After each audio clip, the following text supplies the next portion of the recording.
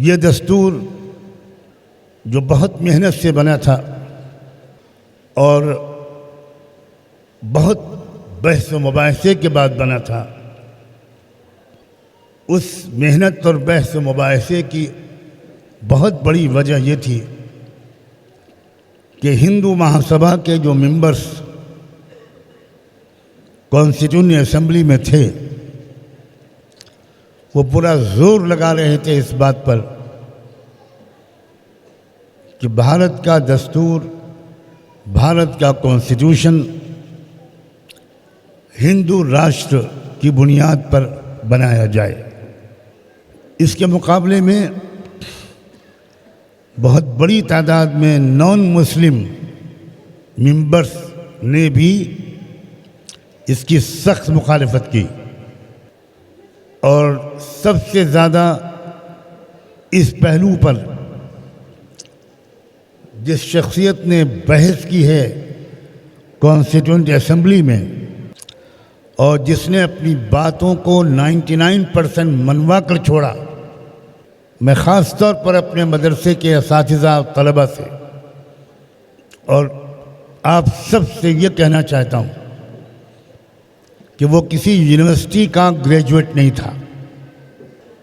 اس نے کسی یونیورسٹی میں پولیٹیکل سائنس ڈپارٹمنٹ میں ایک دن بھی پولیٹیکل سائنس کا سبق نہیں پڑھا تھا۔ وہ دارالعلوم دیوبند کا مایہ سپوت تھا، ایک گہرا عالم دین تھا، اور اس کا نام تھا مولانا حفظ الرحمن سیوہاروی۔ علماء اس طرح کے ہوا کرتے تھے، وہ قوموں کی رہبری کرتے تھے، وہ دستور بنواتے تھے، اس کو درست کرواتے تھے، ملکوں کی پالیسیوں پر اثر انداز ہوتے تھے۔ میں نے پارلیمنٹ ہاؤس کی لائبریری میں تقریباً 15 دن یا 20 دن گزار کر کانسٹیٹیوئنٹ اسمبلی، دستور ساز اسمبلی کی وہ پوری بحثیں جو کئی جلدوں میں ہیں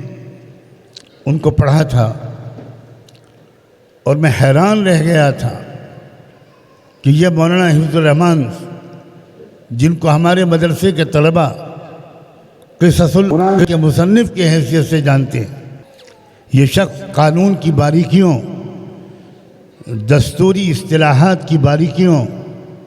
کہاں اف لگنا چاہیے کہاں نہیں لگنا چاہیے، کہاں بٹ لگنا چاہیے کہاں نہیں لگنا چاہیے، کہاں کاما لگنا چاہیے کہاں فل سٹاپ لگنا چاہیے، اس کا اتنا زبردست ماہر تھا۔ ہمارے علماء جب تک قوموں کی قیادت کرتے رہے، جب تک ان کے اندر احساس کمتری نہیں آیا، جب تک وہ